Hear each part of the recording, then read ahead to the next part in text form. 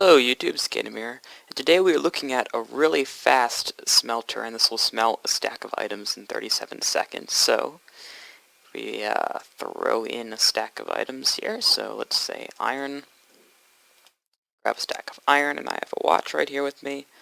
So I'm going to open this and awkwardly shift-click this iron into it while hitting the start button on my watch. And we will see that in 37 seconds, that we get iron in each of these, and you can see that the minecart is going back and forth, and that's how it's putting one iron in each of these.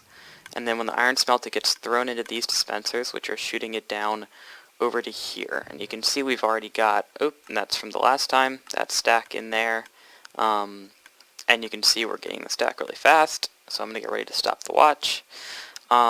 It could be improved. It is not the fastest thing. As you can see, the last few items just trickle in, 3 and 4. And on my watch, that is 37 seconds, or 36:50. More exact, but I kind of started it just a tiny bit late. But there you go. And now let's see how to build it. One thing to note is that you can build this thing at any size, so it does not have to be 32 like the one over there. I'm actually going to make it 16 just for the sake of 16, sorry, I had to count, just for the sake of time. It is modular, it is just the same thing over and over again once you get to a certain point, so I'm not going to go the full 32, you just keep adding blocks. But anyways, grab a hopper, and now just throw down hoppers on the top,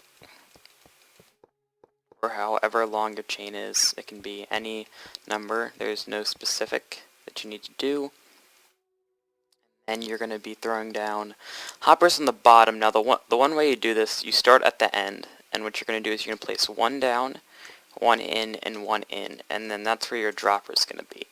So it's okay if it's uneven. I'll show you how it all works out, but that's how it's gonna. That's the shape you're going to make. So you're going to have you don't have a ton of droppers. So one like that, like that, like that, dropper, and you can see how they're spaced out pretty well. And then just continue this pattern down throughout your whole machine. Well, mine actually worked out perfectly to my surprise, but let's say I just had an extra one or two. Here, all you would have to do is just throw down hoppers and just do it like this. You just bring those hoppers down into your chest. But before we do that, we need to add one more thing, and that is hoppers along the front.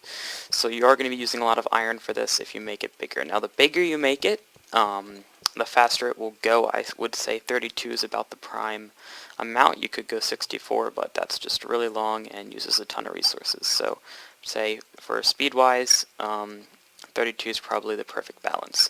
Anyways, now we've got all of our hoppers in, we can go and add in the next step. So you're going to need ice for this on the bottom. That's how it's going to go so fast. And you're also going to need one chest, or however you want your output to be. But we actually need one more hopper there. And then we're going to bring ice along the bottom right here. Need it there, and then just with any block, I'm going to grab glass, just because that's easier to see, and then just throw it up along like this. And now, right here, you're going to have redstone on both sides of these, so you can throw in a different block there if you're using glass for that. Just mirror it on the other side too, so you can see I'm placing a block there, and then just to cap it off at the back, put a block there.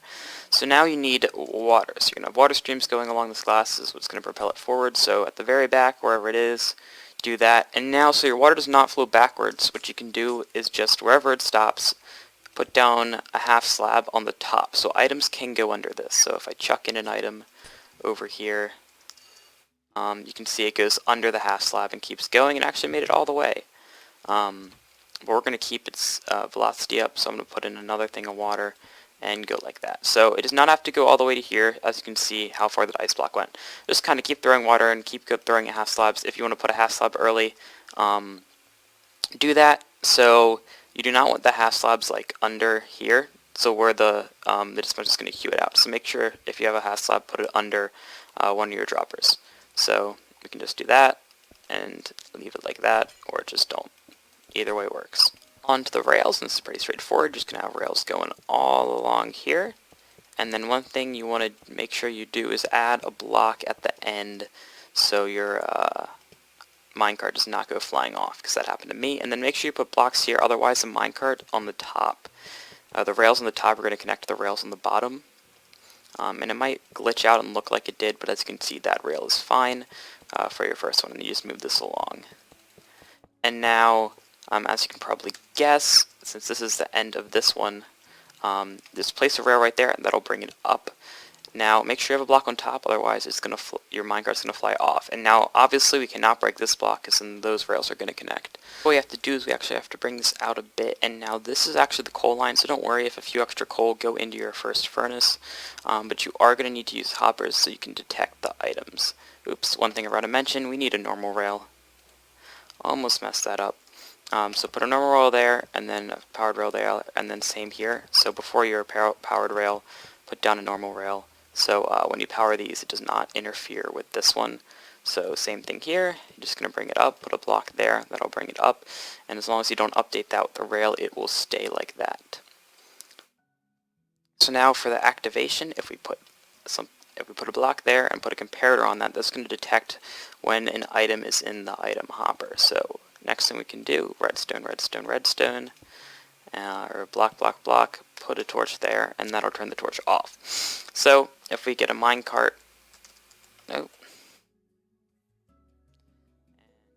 throw it down here, and we throw an item in it, it's going to detect the items in it, and it's going to throw it that way.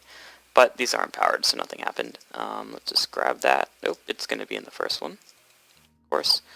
Okie dokie. So that is how that works, and you just mirror it on this side. I'm going to use a different color, just because that's what I have been doing for the sake of consistency. And also you can differentiate between the two. So this is a coal line, and just build it the same way. Again, you're going to put a comparator, torch. I know I did that really fast, and then 2 pieces of redstone on the top. Okay, so next thing, really easy thing to do, just find any spot you want. You're going to do this twice probably, and as long as you get all of these colored, as you can see I got most of them with just that one, so you're going to throw down another 1, 2, and then do the same on this side.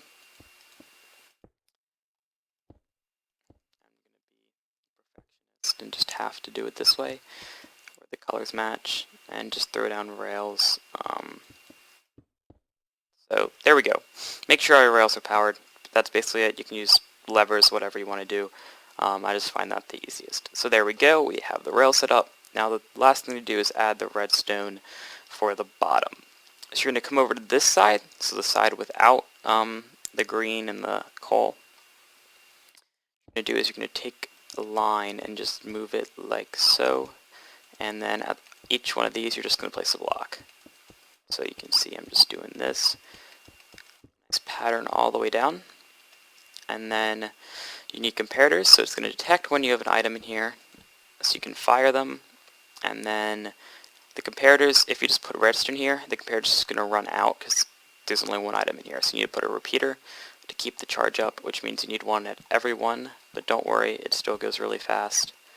So there you go, and then you're just going to wrap it around to this side so you can power them after you detect it. So we're going to grab some redstone, and one thing you do have to make sure is have a slab right here, otherwise redstone is going to interfere with these hoppers.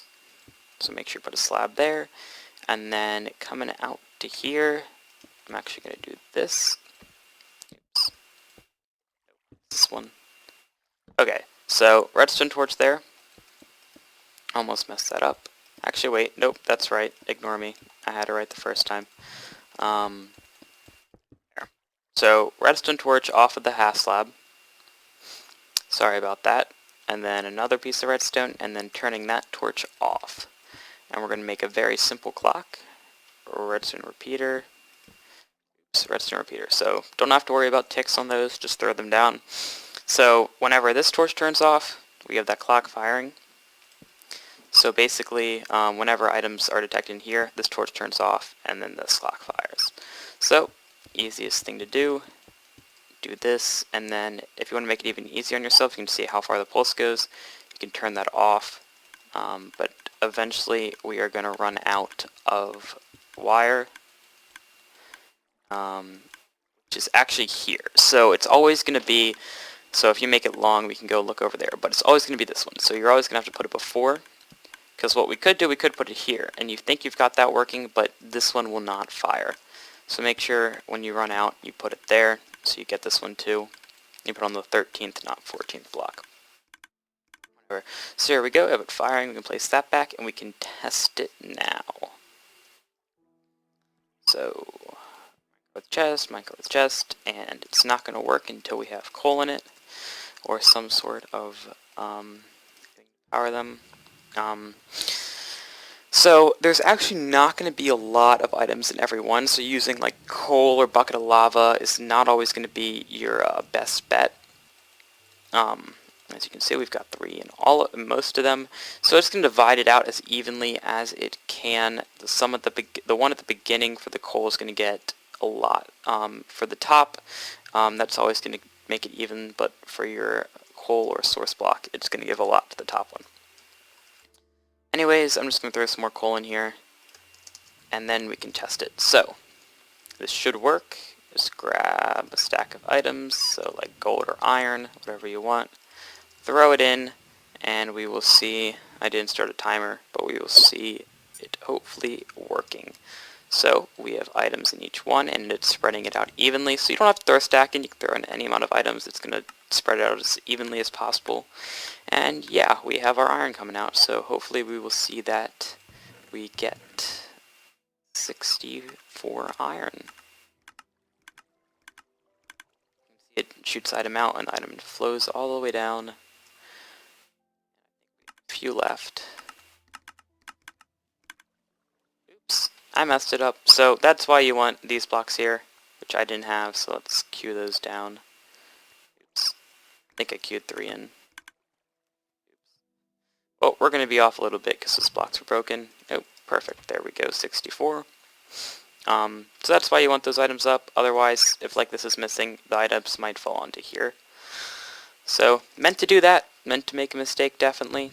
Help show you guys. But we have 64 iron, and that is how you make a super smelter.